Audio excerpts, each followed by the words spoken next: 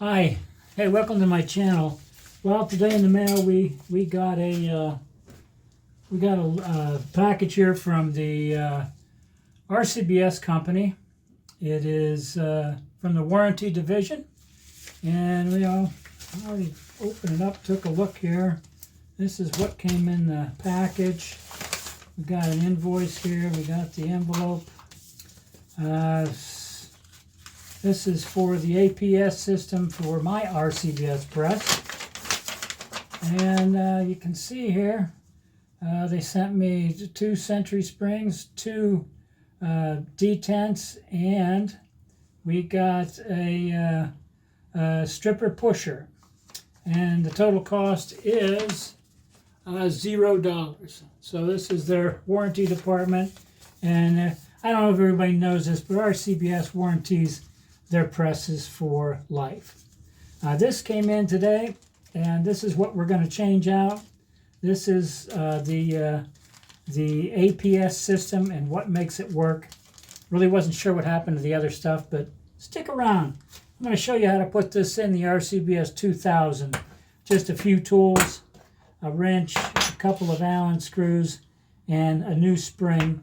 And we should be back on our way to getting this fixed up and ready to go. I'll see you in a minute.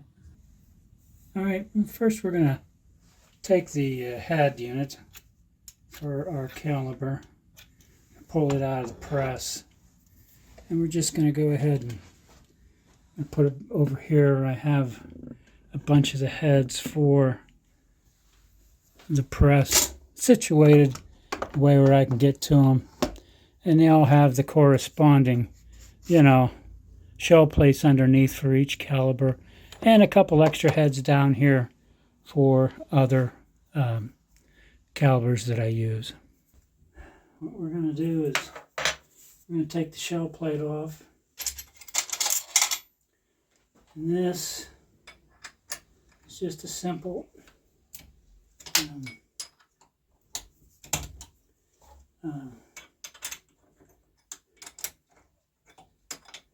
get this out of here for you.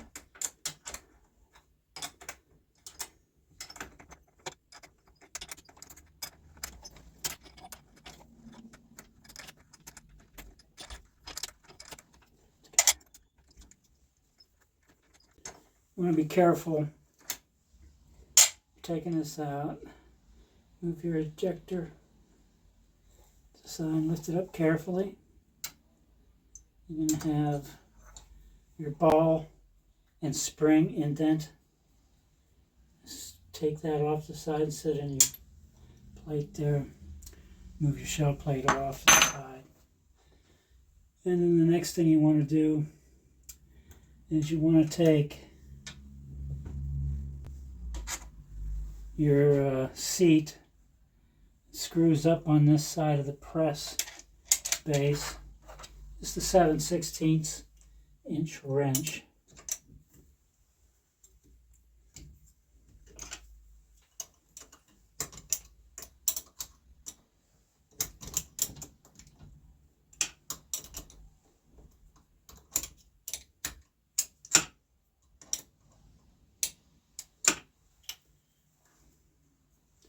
Once you get it loosened up, it'll unscrew pretty quick.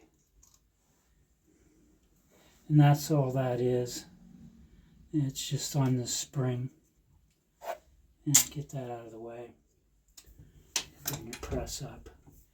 And there's a few springs that you're going to have to take out. And I'm going to bring you in just a little bit closer so you can see what it is. Okay. I'll take these loading bins out of here quick. And these couple case retainers, you just need to give them a little bit of a twist and pull them up out of there. They'll come right up like that. One, and then this one. Just be careful with it, it's plastic. There you go. Put that one over here too. And you'll know which way they're oriented. And you're going to take the correct Allen wrench. And you're going to take this Allen screw off right here.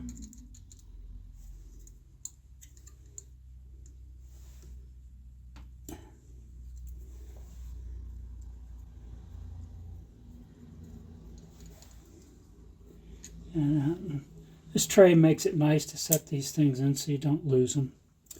And then this whole plastic thing will move. You don't have to, you can just loosen this one, I believe. Is it just, yeah. Then this whole plastic piece comes off. You'll set that to the side. And then you've got 3 Allen screws on this aluminum base. Yep, that's the right size. Okay. We'll take these 3 out. If you look at them, they're different sizes, so you want to keep them separate. You know, these are short. The other ones were a little longer.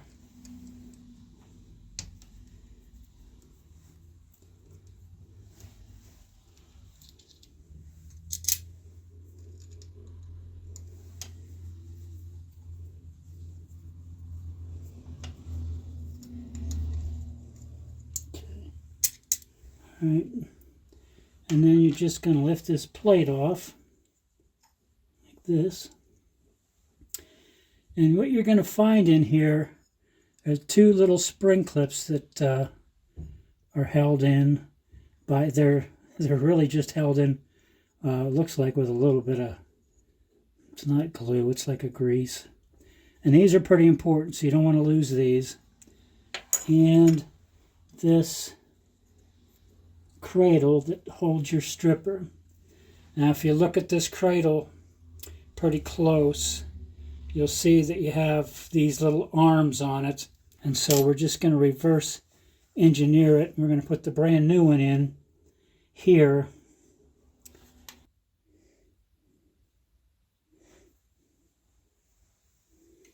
Right in here.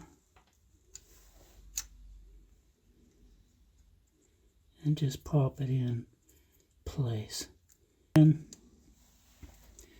we're going to keep, when you look at these things, these little spring retentions are, there is no other way for them to go in there.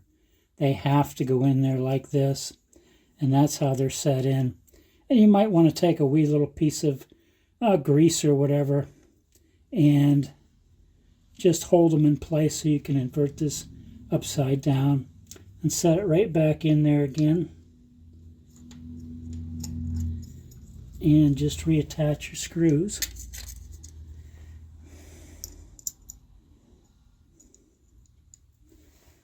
Do that.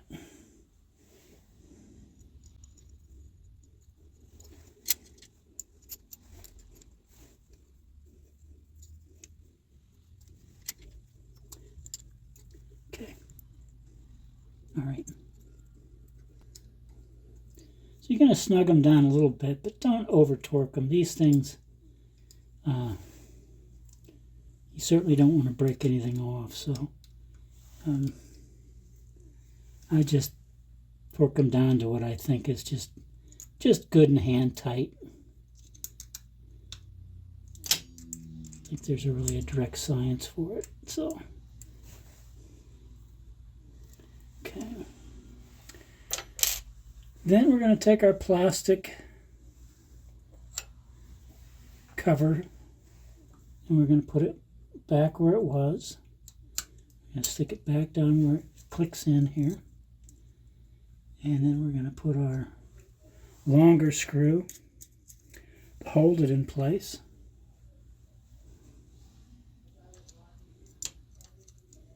And that's going to take a little smaller Allen screw to put it down in there.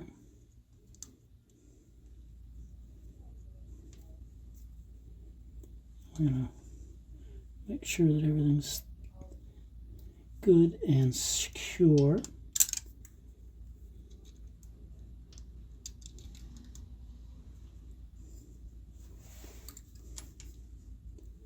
Just nice and flat. It's just so we don't have any issues here.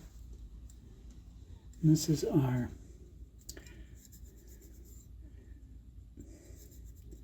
spring case retention spring. And then we're just going to put our case retention springs for station 2 in. And then case retention spring 3, station 3.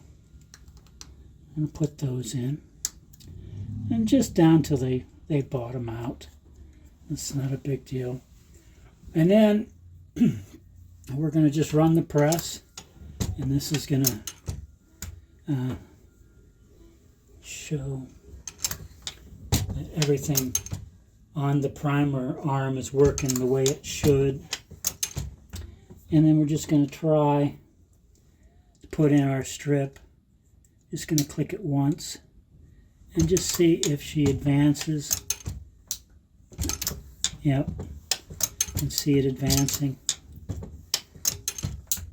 every stroke. Yep. Yep.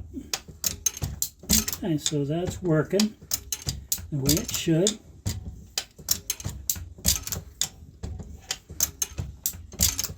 Okay, looks like we're timing right perfect. Now to make sure, we're just going to put in our, we had the large,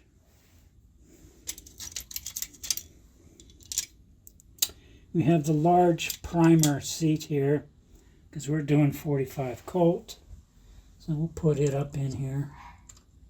We'll get going, get it started, and we're gonna just tighten it up. Not very tight. You don't need to over tighten anything on these things, to be honest with you. Just a little bit tight. And you can check the tightness as you go. And we're gonna see, yeah, right here we got the primer seat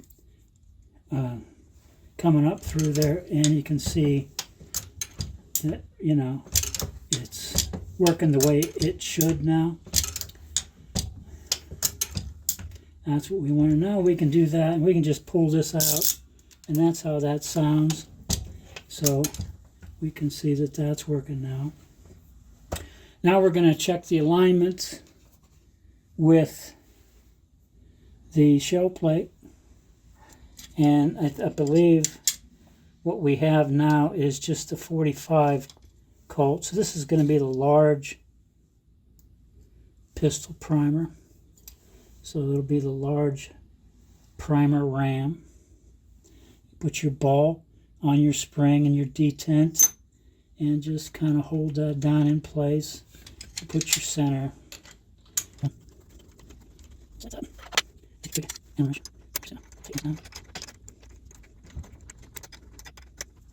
to keep my hands away from the camera, but this is going to go as possible. I can see what is happening here. And we're just going to pull and see how this is going to go. Okay, we got the primer boat coming up out, and we're just going to go ahead and snug down the plate and make sure that we're still loose. It's only going to go so far, and then we're going to. Okay, we got everything working the way it should, and now we're going to try it again. We're just going to go ahead and click. Oh, see it advances, and everything's working click. See it advances, and everything seems to be working. Yep. And that is how the APS system works on the Rcbs Pro 2000. Okay. I'm just going to pull this up a little bit and pull that back out. You can see it's clicking through there pretty good, and it's staying in line. So, that's basically what the fix is if you're having problems with the APS system, and you know something got out of a line or something got either chewed up, or you know the plastic gizmo that you can see there's no way to put it in wrong because you have a post in here, and that sits flat and then it goes into that post, and then your APS runs along this, and it's kind of sandwiched in there, and these are the things that click. You can see that it clicks against there and won't go backwards, just clicks, clicks, clicks, and that's what keeps it advancing the way it should be advancing. And if there's anything that's bent or twisted or out of whack, then it's not going to work correctly, or anything that got popped out. But I see everything's working now. And again, RCBS stands behind their products. I've had this press for, oh my goodness, maybe 15 years. And I called them, and, you know, they sent me out the parts, no problems, no questions asked. I got them within a couple weeks, and I was able to take care of this priming system and get it back up and running. So I think it's probably the only consumable thing in the press. Everything else has worked just fine. But the priming system on most progressive presses, by and large, will end up giving you a little bit of a headache. That's just the nature, I think, sometimes of this stuff. I'm not really going to badmouth them, but, you know, it's one of those things where you're it's sure to cause you some issues sooner or later down the line. So we can just take a 45 Colt. Okay, so there you go. 45 Colt, up, size, down. Okay, you can feel that the primer stem went up in there. You can't move it, and that's what we want. We're not going to put any powder in it, so let's get that out of there. And then, you know, all the way, everything still seems to be working. So that's kind of how you do it in a nutshell. It's not that hard to do. You just got to be careful on how your APS system comes apart, and that you have the parts to fix it when you do fix it. So if this kind of content is something you like, please like and subscribe. Give us a thumbs up, and I appreciate you tuning in this week. Have a great day.